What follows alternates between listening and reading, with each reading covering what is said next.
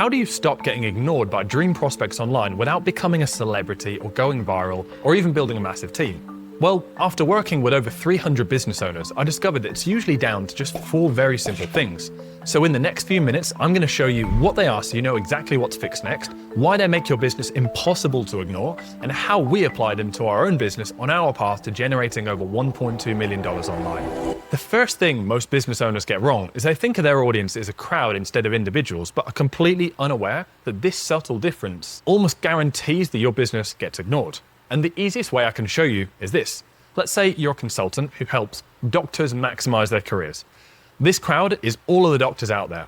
They're probably all doctors who want to make the most of their career, so what's the issue? Well, let's look a little closer. This doctor here got into the practice because it's a high-paying job, but their career has stalled and they want to maximize their career by getting promoted. This other doctor here got into the practice because they find working with patients incredibly fulfilling, but they're now super burnt out by their schedule and want to find a way to maximize their career just by making it sustainable. And don't get me started on this doctor over here. They've been in the system for 5 years and now believe they won't maximize their career until they start their own private practice. But the problem is they've never been an entrepreneur before and have no idea where to start.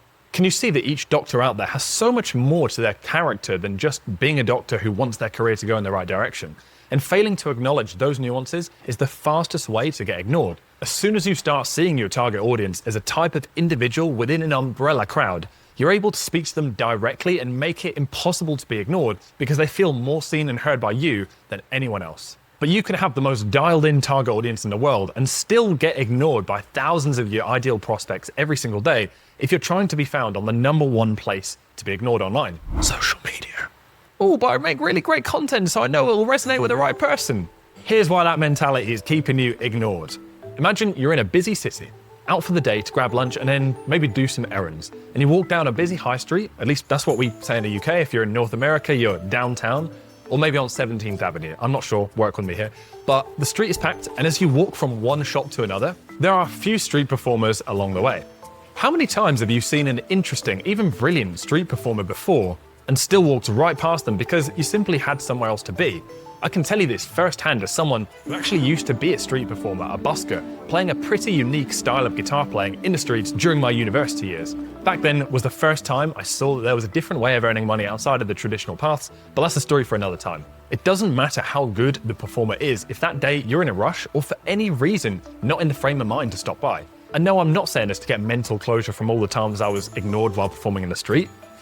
I'm saying this because this is exactly how social media works for business owners. The people you're trying to reach are poised to ignore you even if they're a dream client because they didn't start scrolling to find content to solve their problem or to find a new expert to follow and start learning from. They came to doom scroll and they will likely doom scroll right past your content. And that's why if you want to be impossible to ignore, you need to be found somewhere by prospects when they're actively searching for content to solve their problem. And that doesn't happen on social media for the reasons I mentioned. So here are some examples of where it does happen.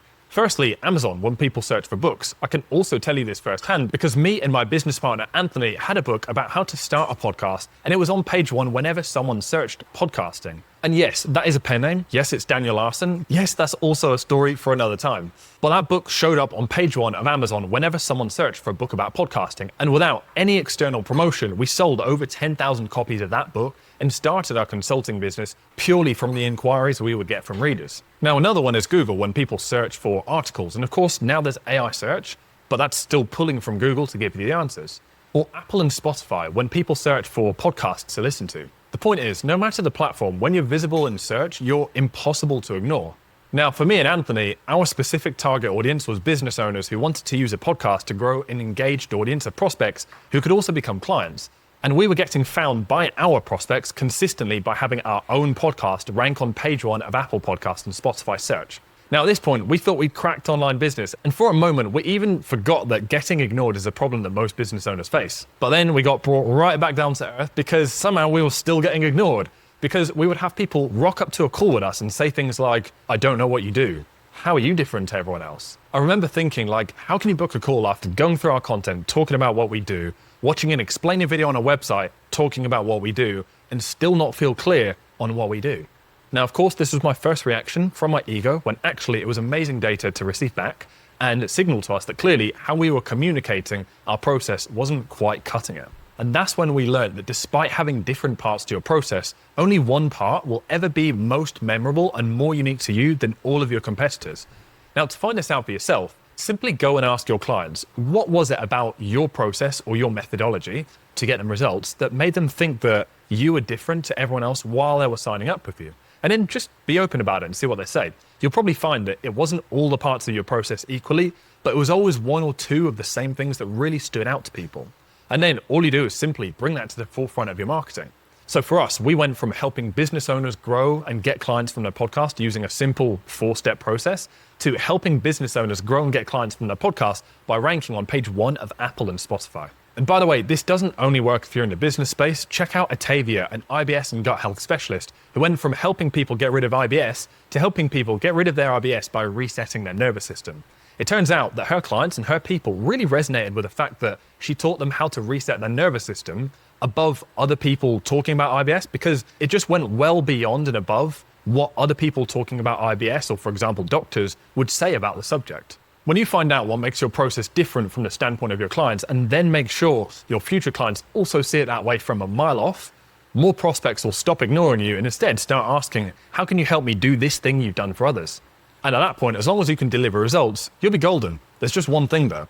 Now that people are increasingly more skeptical online, if you want your business to be truly impossible to ignore, guess what your proof of results must also be? Obviously, impossible to ignore. And after seeing the inside of over 300 businesses online, it's become extremely apparent to me that most of them treat getting a testimonial like Jesus treats getting a haircut. I remember back in 2022 when me and Anthony were choosing a new mentor, and we were gearing up to make our biggest investment up until that point, which is around $20,000. Naturally, it felt a bit daunting, but then we went onto the case studies section of his website. And let's just say the scrolling bar to kind of scroll down the testimonials, it was this small. We didn't even watch a third of them before that very warm, knowing feeling of confidence, conviction, and just the we're in good hands feeling washed over us, and it was lovely. They clearly had not only a proven process, but also undeniable proof that they were extremely experienced and what they did worked time and time again. Needless to say, we made the investment and never looked back. So to obtain a large amount of testimonials, let's just say 100 is a flat number, most business owners assume that you have to have seen 100 clients from the start to end of their journey, reached out to them afterwards, followed up with them a couple of times, just to get them to send over a video. But actually, the most efficient way to create undeniable proof and maximize your testimonials to the point you can't be ignored anymore takes a much more proactive approach. Firstly, understand that most clients are happy to give a testimonial as soon as they've seen an improvement in their situation, which honestly can happen in days or weeks, not months or years. So don't fall into the trap of thinking that you should only ask for one once they've reached their full potential with you. Instead, just lower the bar a bit and get the small wins out there in your marketing, even when you know that they're just really getting started with what will in future be a much greater transformation. Besides, when the results are transformed even further, they'll usually be happy to give another one anyway. Now, secondly, understand that when you ask the client to send a testimonial across in their own time, they'll do it in their own time, and then also do it in their own way. Being proactive means asking them towards the end of a successful call with them where the mood is high, if you can ask them a few questions there and then to clip up into a testimonial video. And that way you can also be proactive in asking the questions to direct the testimonial in the way you want to best showcase what only you know that your prospects need to see or hear the most.